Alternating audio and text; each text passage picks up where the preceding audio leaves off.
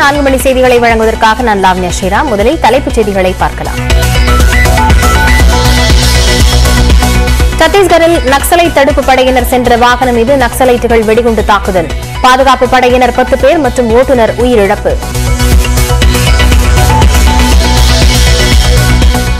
சூடானில் சிக்கியுள்ள இந்தியர்களை மீட்கும் பணிக்கு தமிழ்நாடு அரசு ஒத்துழைப்பு வழங்கும். பிரதமருக்கு எழுதிய கடிதத்தில் முதலமைச்சர் மு க ஸ்டாலின் உறுதி.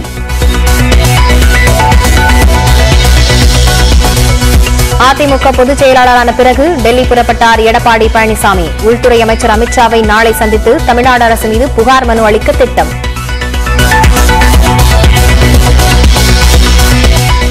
சர்வதேச கருத்தரங்குகள் மற்றும் விளையாட்டு நிகழ்வுகளில் மதுபானங்கள் பரிமாற உரிமம் வழங்கும் அரசாணைக்கு தடை. தமிழ்நாடு அரசு பதிலளிக்க சென்னை உயர்நீதிமன்றம் உத்தரவு. சென்னை மெட்ரோ ரயில் திட்டத்தில் மாதவரம் சோழிங்கநல்லூர் இடையே பாதை அமைக்கும் பணிகளுக்கு ஒப்பந்தம். 299 கோடி ரூபாயில் மேற்கொள்ள L&T நிறுவனத்துடன் மெட்ரோ ரயில் நிறுவனம் கையெழுத்து. தூத்துக்குடி மாவட்டம் கோவில்பட்டில் கொல்லப்பட்ட விஓவின் உடல் குடும்பத்தினரிடம் ஒப்படைப்பு. பொதுமக்கள் அஞ்சலியை தொடர்ந்து நல்லடக்கம் செய்யப்பட்டது. விஏஓ லூர்து பிரான்சிஸ் கொலை வழக்கில் மேலும் ஒருவர் கைது. மகளுக்கு திருமண நிச்சயதார்த்தம் நடக்கவிருந்த நிலையில் கொல்லப்பட்டதாக விசாரணையில் தகவல். மணல் கொள்ளையில் ஈடுபடுபவர்களை குண்டர் சட்டத்தில் கைது செய்ய வேண்டும். பாமக தலைவர் அன்புமணி ராமதாஸ் வலியுறுத்தல். திண்டுக்கல் மாவட்டத்தில் கனமழையால் பள்ளி வகுப்பறை இடிந்து சேதம். நெல்லையில் பால்வளத்துறை அலுவலகத்தில் தண்ணீர் புகுந்ததால் பாதிப்பு.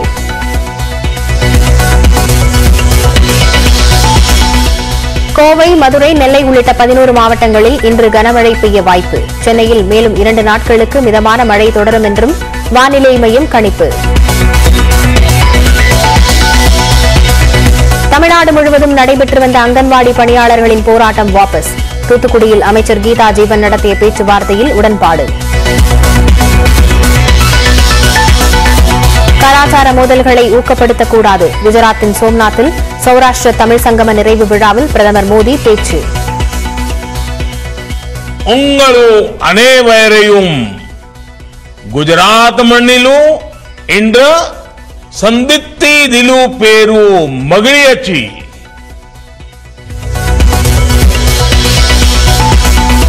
மே 5ஆம் தேதிக்கு பதில் 8ஆம் தேதி வெளியாகிறது +2 தேர்வு முடிவுகள். மே 7ஆம் தேதி நீட் தேர்வு நடப்பதையொட்டி தள்ளி வைப்பு.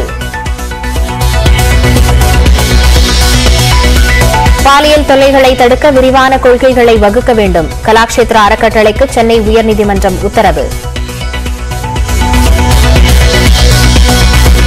தமிழ்நாடு அரசு நிறைவேற்றிய ஆன்லைன் சூதாட்ட தடை சட்டத்திற்கு எதிர்ப்பு. உயர்நீதிமன்றத்தில் ஆன்லைன் விளையாட்டு நிறுவனங்கள் வழக்கு.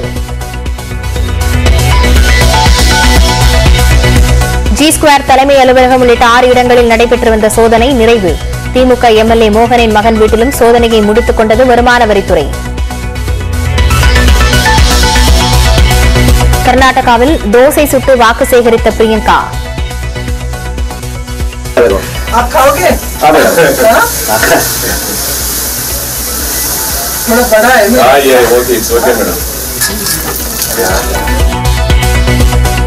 பாஜகவுக்கு ஆதரவாக நடிகர் சுதீப் உத்தரப்பிரதேச முதலமைச்சர் யோகி ஆதித்யநாத் பரப்புரை.